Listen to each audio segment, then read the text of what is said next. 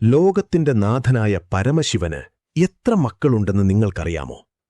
പലർക്കും ഗണപതിയെയും മുരുകനെയും അയ്യപ്പനെയും മാത്രമേ അറിയാവൂ.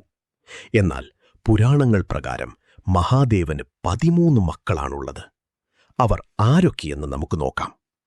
കാർത്തികേയൻ, മുരുകൻ. ശിവപാർവതി പുത്രനായ കാർത്തികേയൻ ദേവന്മാരുടെ സൈന്യാധിപനും യുദ്ധത്തിന്റെ ദേവനുമാണ്. ഗണപതി, വിഘ്നങ്ങൾ നീക്കുന്ന ഭഗവാൻ. ഏതൊരു ശുഭകാര്യവും നമ്മൾ ആരംഭിക്കുന്നത് ഗണപതി വന്ദനത്തോടെയാണ്. സ്വാമി അയ്യപ്പൻ, മഹിഷീവധത്തിനായി അവതാരമെടുത്ത ഭഗവാൻ ശിവന്റെയും വിഷ്ണുവിന്റെ മോഹിനി രൂപത്തിന്റെയും പുത്രനാണ്. ഭൂമ, ചൊവ്വ. ശിവന്റെ വിയർപ്പുതുള്ളി ഭൂമിയിൽ പതിച്ചപ്പോൾ ഭൂമിദേവിയിൽ നിന്നുണ്ടായ പുത്രനാണ് ചൊവ്വ അഥവാ ഭൂമ. ജലന്ധർ, മഹാദേവന്റെ തൃക്കണ്ണിലെ ഊർജം സമുദ്രവുമായി കൂടിച്ചേർന്നപ്പോൾ ഉണ്ടായ പുത്രനാണ് ജലന്ധർ. ശുകേശൻ, ശിവപാർവതിമാർ ദത്തെടുത്തു വളർത്തിയ അസുരബാലനാണ് ശുകേശൻ.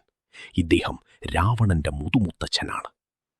അന്ധകൻ, ഒരിക്കൽ വിനോദത്തിനായി പാർവതീദേവി ശിവന്റെ കണ്ണുകൾ പൊത്തിപ്പിടിച്ചപ്പോൾ തൃക്കണ്ണിലെ ചൂടിൽ നിന്നുമുണ്ടായ അന്ധനായ മകനാണ് അന്ധകൻ.